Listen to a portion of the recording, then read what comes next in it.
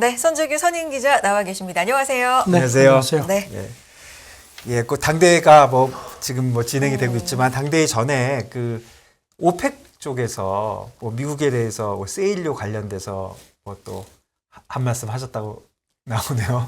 예, 그 석유계 그 전문 간행들이 네. 전했는데 오일프라이스닷컴이 전했는데 네. 미국의 세일류가 내후년 2024년쯤 되면은 피크에 도달할 것 같다. 네. 아시다시피 이제 정점이 되면 이제 그 다음부터는 더 이제 생산하는 어떤 생산력이라든가 경제성 같은 게 네. 떨어진다는 네. 건데요. 그래서 이게 지금 미국이 세계 그 석유 시장에 대한 영향력을 그동안에 꾸준히 늘려왔는데 네. 거기 좀 악재로 작용할 것 같다고 봤습니다. 미국 에너지부 산하 그 에너지정보청 집계를 인용을 했는데요. 지난달 중순 기준으로 해서 미국의 그 7대 세일류 네. 생산 그 업체들의 그 생산량을 합쳐 보니까 하루 한 890만 배럴 정도, 한 달 전보다 한 13만 배럴 정도 늘었다는 네. 겁니다. 지금 미국이 계속 꾸준히 늘려왔거든요. 그래서 지금 미국이 단계적인 그 증산으로다가 그 오펙 영향력을 좀 약화시키는데 그동안에 초점을 맞춰온 것 네. 같은데 이렇게 세일류가 피크에 도달하게 되면은 이거는 이제 미국의 어떤 악재가 될 수밖에 없다 이렇게 분석을 했습니다. 뭐 2024년이면 뭐 2년밖에 안 남은 건데요. 네, 네. 그렇게 되죠. 예. 이런 가운데 이제 오펙 사무총장이 회견을 했는데요. 그 이제 계속 지금 미국이 뭐 러시아 편 들었다, 이제 대규모 감사를 네. 계속 이제 시비를 거니까 순수한 기술적인 결정이다 이렇게 얘기를 하면서 우리는 유가를 통제할 생각은 없다. 아주 딱 잘라 얘기를 했습니다. 그러면서도 앞으로 네. 유연성은 발휘할 수 있다. 네. 이거야말로 이제 미국을 좀 뭐 더 애태우는 것 같습니다. 그리고 외신 그 분석을 보면요, 지금 뭐 사우디가 그렇게 이제 총대를 매니까 예. 이라크, 쿠웨이트, 오만, 오늘 새벽에는 또 아랍에미리트까지 잇따라 성명을 냈습니다. 그러면서 지금 침체 우려가 많이 확산 이렇게 퍼지는데 이렇게 감산하는 게 생산자도 그렇고 소비자의 모두가 좋은 거다. 그러니까 잔소리하지 마라 뭐 이런 얘기입니다.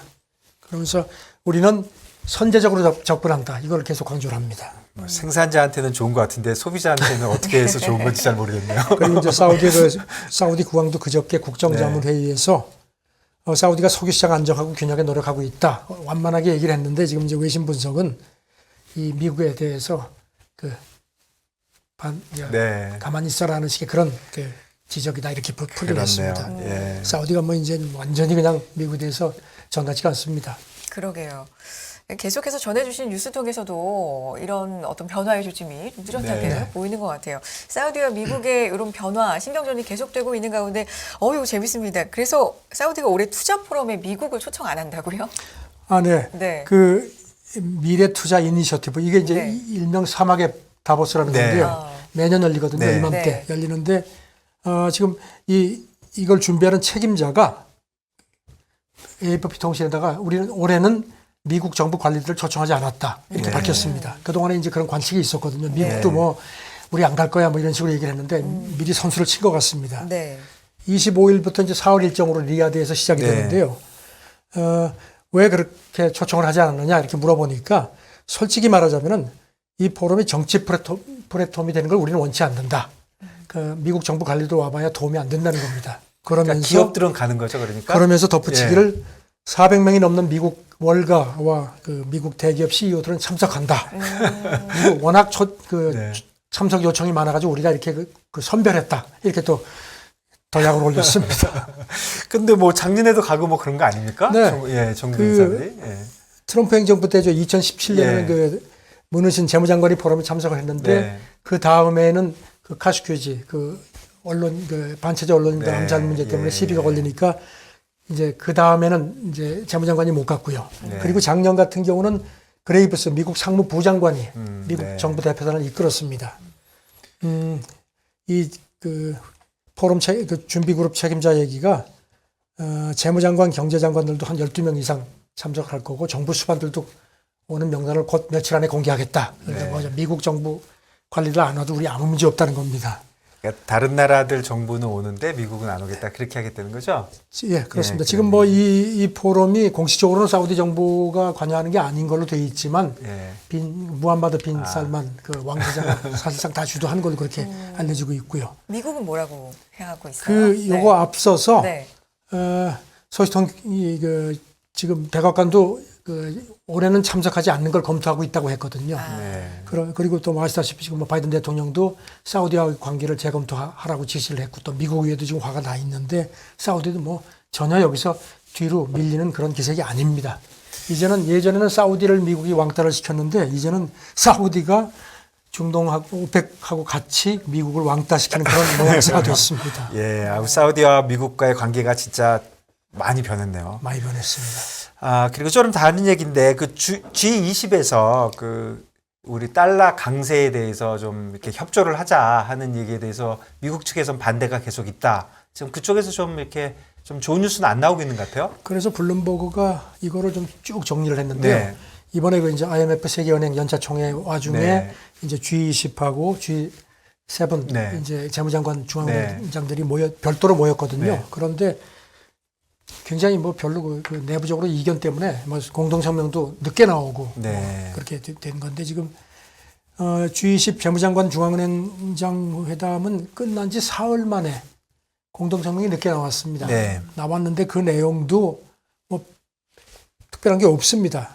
이거 보면은 뭐 우크라이나 침공에 대해서도 지금 서방하고 이게 많이 엇갈려 있죠. 그런 것도 이제 노출이 됐고 성명은 이거 관련해서 이렇게 표기를 한 걸로 되어 있습니다. 몇몇 국가는 러시아 제재에 식량이 포함되지 않았다는 점을 부각시킨 반면에 또 어떤 나라는 이런 제재 때문에 세계 경제가 충격을 받는다고 했다. 네. 예, 거명은 하지 않았는데 또 한 멤버국은 제재가 세계 경제를 부정적인 충격을 주는 주요 원인이다. 이렇게 또 지적을 했다고 또 덧붙였습니다. 그리고 지금 그 달러에 관련돼서는 아예 언급이 없었나요? 네. 네. 그 명시적인 그런 언급도 없고 연준의 정책 제고 필요성에 대해서도 언급을 하지 않은 게 아마 미국이 압박을 한 것 같다는 관측이고요. 네. 다만 이제 그렇게만 되어 있습니다. 많은 나라가 높은 인플레하고 채무 가중 이것과 더불어서 그 통화치 하락 때문에 고통받는다. 뭐 이런 그 원칙적인 얘기만 되어 있고요. 네. 아무래도 옐렌이나 여러분들이 그쪽에 대해서 강하게 얘기하면서 이쪽에도 영향을 미쳤다 이렇게 봐야 되겠네요. 네, 그래서 로이터가 그런 부분을 지적을 했는데요. 네. 이게 G7 재무회담도 이번에 삐거덕거렸다 네. 하면서 그 일본 재무상이 어제 이제 그 회동 후에 회견에서 여러 나라가 글로벌 긴축 전이 효과에 유념해야 한다는 입장을 취했다 네. 하면서도 하지만 어떤 식으로 공조할지는 우리가 전혀 논의하지 않았다. 이게 솔직히 털어놨습니다. 네. 옐런 장관은 아주 뭐 달러 강세에 대해서 거듭 그 미국은 뭐 신경 안 쓴다는 입장을 보였습니다. 미국하고 다른 나라들 간의 통화 긴축 기조 차이에서 비롯되는 자연스러운 현상이다. 네. 그동안에 여러 차례 얘기를 했지만 이게 달러 가치가 지금의 그 달러 가치가 미국 이해에 부합하고 앞으로도 내 이런 입장은 변하지 않을 거다. 딱 손을 그었습니다.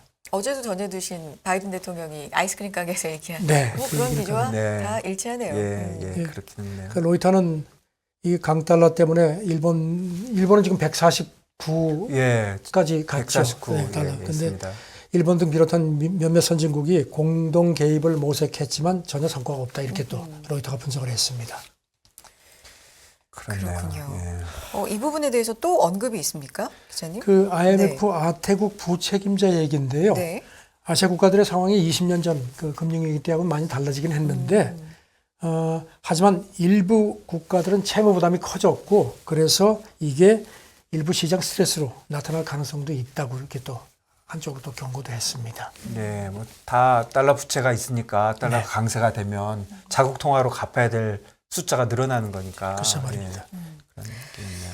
다음 중국 얘기 이제 해볼게요. 네. 앞서서 뉴욕 기후에서도 잠깐 살펴봤는데 중국이 경제지표 발표를 연기했는데 이게 돌연 연기라면서요. 네. 원래 그 3분기 성장률 발표는 어제 오전에 네. 하기로 돼 있었는데 그냥 오늘 오전이죠. 네. 오늘 오전에 하기로 돼 있는데 어제 갑자기 국가통계국에서 홈페이지에다가 연기한다. 뭐 언제라고 얘기도 안 했고요.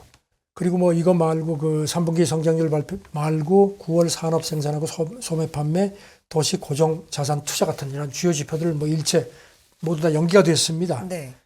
지금 그 중국 세관도 지난 14일 9월하고 3분기 수출 통계를 발표하지 않았고요.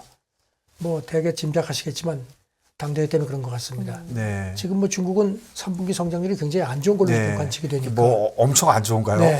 그러니까 아마 예. 그걸 내놓으면은 이 대관식 분위기가 예. 안 좋아질 것 같으니까 아마 그렇게 조율을 한 거 아니겠느냐. 그 블룸버그도 지난 2019년, 2017년 19차 당대회 때만 네. 해도 예정대로 기자회견까지 하면서 발표를 했는데 이번은 굉장히 좀 드문 일이다 이런 얘기를 했습니다. 그래서 당대회로부터 주의가 분산되는 걸 피하려는 것 같다. 그리고 특히 시진핑 사면임 때문에 정치적으로 민감해서 이걸 좀 피하는 것 같다고 그렇게 봤습니다. 예. 아무래도 그 이후에 좀 무게가 실리네요. 네, 걔도 중국 참 대단하네요. 그냥 발표를 그냥 안 해버리네요. 그래도 이 와중에 그 국가발전개혁위원회 부주임이 예. 어제 회견을 하긴 했습니다. 예. 경제가 3분기에 상당히 반등했다. 우리가 그래도 중국이 다른 나라에 비해서 낫다. 뭐 이런 식으로 얘기를 하면서 예. 그러면서도 대내적 환경 변화 때문에 여전히 경제 운영에 문제가 있고 경제 발전이 여전히 많은 어려움하고 도전에 직면해 있다. 슬그머니 좀 우리도 솔직히 좀 힘들다 이런 걸 털어놓긴 했습니다. 뭐 두 가지로 생각할 수 있겠네요. 하나는 진짜 굉장히 나빠서 안 했을 수도 있고, 두 번째는 그냥 뭐 어쨌거나 나쁘긴 나쁘니까 이런 얘기로 또 막 포커스가 되면 네. 그 우리 시진핑 사년임 이런 정치적으로 걸 가지 않고 경제적으로 갈까봐 뭐 어느 쪽인지는 뭐 잘 모르겠네요. 예. 사실 뭐 중국 관영 매체들은 시진핑 이렇게 뭐 미화시키는 건 물론이고 네. 그 부친 휘중신 부총리를 지냈죠. 그 사실 중국 그 8대 혁명 원료 중에 한 사람인데 네. 그 아버지에 대해서도 또 뭐 당과 인민을 위해서 뭐 헌신한 뭐 훌륭한 사람이라고 아주 부각시켰습니다. 저는 중국이 지금 뭐 당대회의 모든 그걸 예. 다 거기다가 예. 총력을 기울이고 있습니다. 그러게요. 아니 근데 성장률 예상치라는 게 있잖아요. 이게 네. 정말 좀 많이 안 좋게 예상을 하고 있나요? 네, 지금 뭐 그 기억하시겠지만 중국이 올해 자기들 성장 목표치를 5.5% 네. 내외로 이것도 사실 예전에 비하면 많이 떨어뜨린 거죠. 예. 근데 지금 2분기 같은 경우는 뭐 0.4% 그야말로 쇼크였죠. 네. 3분기인데 지금 IMF는 올해하고 내년 성장 전망치를 한 7월보다 떨어뜨렸죠. 그래서 3.2%, 4.4%로 하향 네. 조정을 했고 세계은행도 또 떨어뜨린 상태죠. 올해 같은 경우는 한 2.8% 정도로. 올해는 아태 개도국 평균 성장률이 한 5.3%로 봤는데 그것보다도 중국이 거의 훨씬 더 낮게 그렇게 전망을 했습니다. 예, 뭐 중국이 뭐 여러 가지로 어려움이 있지만 진짜. 그 제로 코로나가 네. 뭐 좀 영향이 당연히 있었을 겁니다. 뭐 그 생산 자체를 많이 줄여놓은 거니까. 그렇죠. 예. 중국의 성장률이 2%대라는 건 글쎄 상당히 말이야. 좀 옛날에 뭐 그냥 뭐 10%막 그러게요. 그럼요. 그리고 7% 얘기 많이 했어요. 7%보다 내려가면 무슨 큰일 나는 맞아요. 것처럼 했었는데 그게 5%가 되고 이제 2%대가 되고 중국도 이제 고성장 시대는 좀 지났다 이렇게 봐집니다. 네. 이쪽에 대해서 또 나오는 얘기 있을까요? 중국 쪽 뭐 매체들도 예, 중국 네. 매체들은 뭐 그런 식이고 그다음에 뭐 자전 시진핑에 대한 그런 네. 그 뭐 여러 가지 얘기들이 나오는데 그거 뭐 일일이 다 전해드리려고 예, 뭐 우크라이나 전쟁 이런 얘기 안 했다고 어제 말씀하셨는데 네, 그 얘기는 네. 아직도 안 하고 있나 보죠? 글쎄요, 뭐 그 시진핑이 그 이제 이런 토론회 같은 걸 이제 계속 하는데 네. 그 굉장히 뭐 우리가 지난 10년을 굉장히 험한 길을 걸어왔다 뭐 이런 네. 식으로 해서 이제 앞으로 더 허리띠를 조이자 뭐 이런 식으로 아. 하는 걸로 그렇게 전해졌습니다. 알겠습니다. 그리고 일본 얘기 좀 하면 일본이 방위비 증강을 다시 하겠다 뭐 이런 얘기 하고 있는 것 같습니다. 일본이 그 기시다가 지난번에 그런 얘기를 했죠. 그 정책 예. 연설하면서 일본이 지금 이제 GDP의 1%도 안 되는 걸로 되어 있는데 네. 그거를 그 나토 그 유럽 국가들이 GDP 2% 목표치인데 거기 우리도 네. 5년 안에 그쪽으로 가겠다고 했었는데 그러자면 이제 재원이 필요하지 않습니까? 네. 그래서 이제 보면은 일본 집권당 안에 그 이제 그 세제조사 회장이라는 자리가 있는데요. 이 사람이 이제 기시다 측근인데 미야자와 요이치라는 사람인데 이 사람이 어제 기자들한테 방위비 증액 재원 조달을 계속 고심하고 있다 하면서 이제 세 가지가 있다는 겁니다. 첫째는 증세, 네. 둘째는 이제 다른 부분의 재정 지출을 줄이는 거, 네. 그 다음은 이제 국채 발행. 그런데 네. 지금 뭐 아시다시피 일본 그 공공채무가 대단하죠. GDP의 예. 2배가 넘죠. 예. 그러니까 이제 그래서 증세가 최종안이 될 수도 있다. 물론 이제 가능성을 얘기를 한 겁니다. 그러면서 법인세하고 소득세를 인상하는 방안도 검토를 해야 할 걸로 자기는 본다. 사실 굉장히 민감한 얘기거든요. 그렇네요. 그러면서 네. 아직 구체화된 건 아니다. 그러면서도 이제 일본은 또 판매세가 있지 않습니까? 네. 판매세 그동안에 뭐 올려가지고 그때 참 그 아베도 굉장히 해먹었지 않습니까? 네. 그렇지만 이거는 손대지 않을 거다. 왜냐하면 이거는 사회보장 재원이기 때문에 이거는 뭐 인상하거나 그러지 않을 거라고 선을 긋긴 했습니다. 예, 이것도 좀 예를 들면 그 경제에서 안보 쪽으로 이렇게 잠깐 이렇게 틀어지는 그렇죠. 그런 거를 일본도 비슷하게 일어나는 것 같아요. 그러니까 이제 증세를 해가지고 증세가 어려운데 그걸 해서 무슨 뭐 성장이라든가 이런 쪽이 아니라 방위비에 지출을 한다는 예. 거니까 그걸 더군다나 집권당 간부가 공개적으로 얘기를 하니까요. 예. 참 요즘 그 세상 추이를 그대로 반영하는 것 같은데요. 자민당이 기억하시겠지만 지난 7월 참의원 선거 때 그때 압승을 했죠. 그때도 공약을 그 나토 회원국들 방위비 목표치 2%를 염두에 두고 한 5년 안에 지금의 방위비를 한 2배 가까이 늘리겠다고 했거든요. 지금 일본 방위성이 일본은 이제 회계연도가 4월에 시작하죠. 네. 이제 2023 회계연도가 내년 4월에 시작하는데 그 내년 2023 회계연도 방위비를 올해보다 한 3.6% 늘려달라. 이렇게 되면 이제 5조 6천억 엔, 우리 돈으로 54조 800억 원 정도를 신청을 네. 했습니다. 이게 지금 일본 GDP 한 1%가 조금 넘는데 지금 이제 5년 안에 이제 2배로 늘리려면은 한 5조 엔 정도가 더 필요하다는 겁니다. 네. 그러자면 이제 엄청난 재원이 필요한 건데 글쎄요 지금 예, 그 1%만 해도 굉장히 크네요. 예, 그런데 일본이- 지금 뭐 연정에는 공명당도 들어와 있는데 공명당도 지금 여기에 대해서 쉽지 않으니까요. 가지고 네. 이제 집권 연정 내에서도 여러 가지 의견들이 많다는 겁니다. 그래서 조정하는 게 쉽지 않은데 일단 좌우지간 이런 증세 논의가 세제 개혁 논의가 시작이 된 것 같습니다. 네, 그렇네요. 그 일본이 방위비를 늘리는 것은 굉장히 뭐 민감한 문제잖아요. 그렇죠. 예. 북한이 뭐 계속 미사일 쏘고 뭐 네. 이러니까 이제 일본 그 우파들은 지금 아주 뭐 절호의 찬스죠. 예.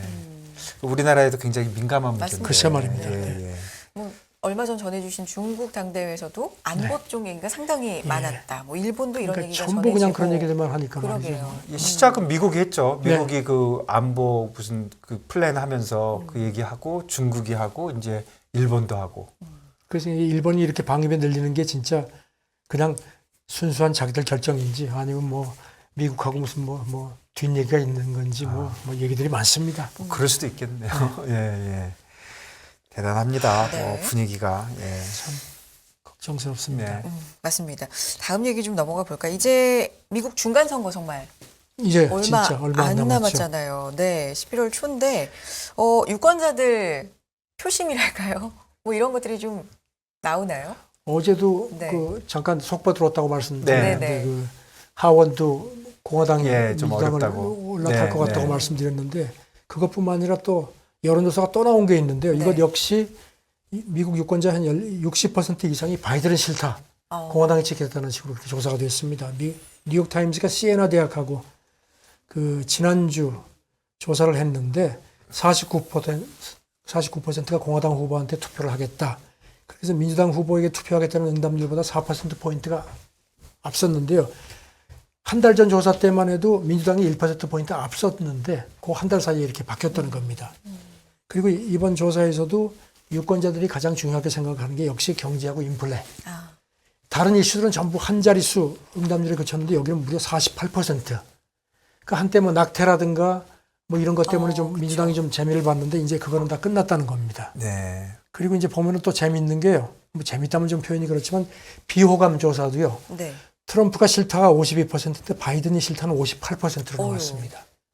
그다음에 또 뉴욕타임즈는 민주당이 이렇게 고전하는 또 다른 이유로 중도층하고 여성 유권자들이 많이 이탈을 했다. 여성 유권자들이 이탈을 했다는 게 조금 좀 특이합니다. 예, 원래 민주당이 그쪽이 좀 더 강한 글쎄요. 거죠. 참 그리고 이제 어제 말씀드렸던 그 CBS 유거부 조사 이거는 보니까 지금 하원 의석이 민주당이 220석, 공화당이 211석 돼 있는데요. 네. 이제 한 석이 지금 더 늘어났거든요. 이번에 그랬는데 이번 CBS 조사를 보니까 이번 선거에서는 공화당이 224석, 민주당이 211석 완전히 뒤집어지는 걸로 그렇게 나타났습니다. 네.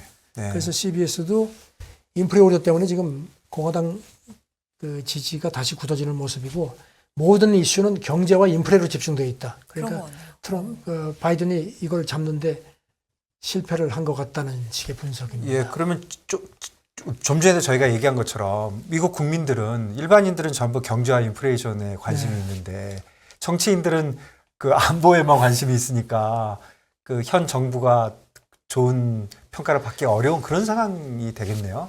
그래서 예. 이제 걱정스럽습니다. 지금 그 CBS 조사를 보니까요. 네. 민주당이 경제를 망친다는 답변이 48%인데요.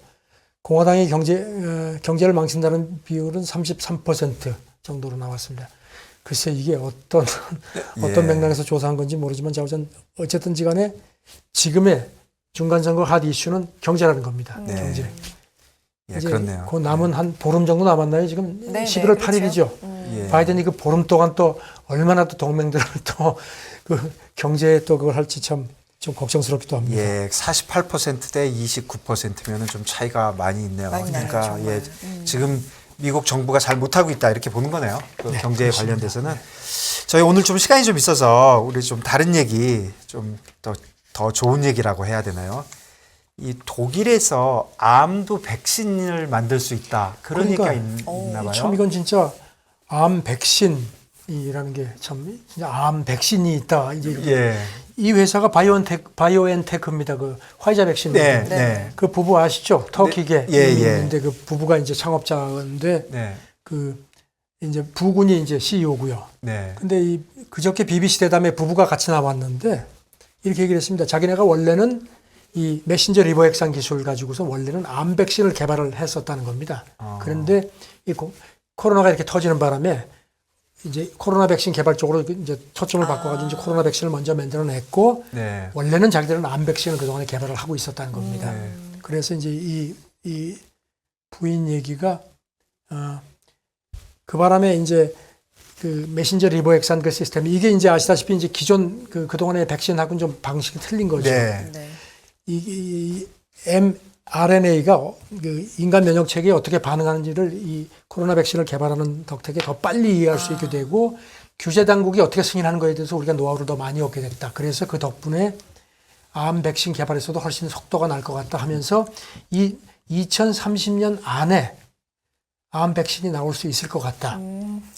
대단하네요. 그러면서도 역시 과학자라서 굉장히 네, 신중합니다. 예, 예. 하지만 우리가 과학자이기 때문에 암을 백신으로 치료할 수 있게 될 거라고 자신 있게 말하는 건 아직까지는 좀 주저스럽긴 약간. 하지만 네. 네. 돌파구가 있고 열심히 하고 있습니다 얘기를 했는데 지금 뭐 암 백신이 2030년 전에 나온다 하면은 이건 진짜 대단한 예, 거죠. 대단한 거 아닌가요? 진짜. 예, 그리고 네. 이미 몇몇 암 백신을 임상을 하고 있답니다. 그다음에 네.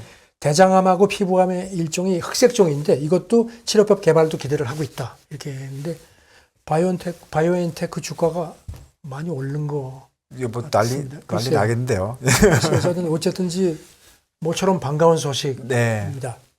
암 정복이 상당히 오랜 기간 이슈잖아요. 네. 근데 정말로 이제 이러시나라는 지금도 희망을. 뭐 네. 아시겠지만 이제 뭐 종합진단 같은 데 가서 굉장히 거액을 줘야 되면 그렇죠. 뭐 몸이 어느 정도 암에 걸릴 수 있는 그런 확률을 뭐 체크를 한다는 게 네. 있거든요. 예. 뭐 어떤 사람들은 그거 소용없다고 얘기를 하지만 근데 저는 암 백신이 나온다. 이거는 백신 맞으면 암에 안 걸리는 거잖아요. 안 걸릴 수 있다. 그런 거니 확률이 그런 더? 거니까 네. 저는 지금은 찾아내고 치료하는 건데 그렇죠. 이제 예방으로 가는 그렇죠. 거니까 네. 암이 뭐 100% 예방이 안 되더라도 예방이 된다고 하면 진짜 100살 넘게 살게 되겠네요. 글쎄 뭐 오래 사는 게 꼭 좋은 건 아니죠. 그렇게 살아야 되는데 2030년이면 얼마 남지도 않았는데 네. 그러게요. 한 네. 10년 남아서 되면은 예. 이 코로나가 사실 안 왔으면 더 물론 인류에 뭐 좋았겠다라는 네, 생각도 네. 있지만 사실 그게 왔었기 때문에 뭐 백신 개발이라든가 그렇죠. 우리 일반인들 사이에서도 사실 mRNA라는 거 우리 모르다가 네. 참 많이 네. 지식을 좀 쌓게 됐잖아요. 이런 면에서는 좀 좋은 면도 있네요. 그러니까 참 뭐 이 부부가 뭐 엄청난 그야말로 돈방석에 앉았는데 이렇게 계속 연구 개발하고 하는 건 참 보기가 좋은데요. 저는 네. 좋은 결과가 빨리 좀 나왔으면 좋겠습니다. 뭐 역시 맞습니다. 과학자니까 네. 근데 진짜 대단해요. 그 암이 백신이 나온다 그러면 진짜 큰 게임 체인저라 그럴까? 뭔가 그럼요. 예, 큰 변화가 있어 보입니다. 네. 자, 오늘 여기까지 듣도록 하겠습니다. 손재규 선임 기자님과 함께했고요. 내일도 좋은 소식 부탁드립니다. 고맙습니다. 감사합니다. 감사합니다.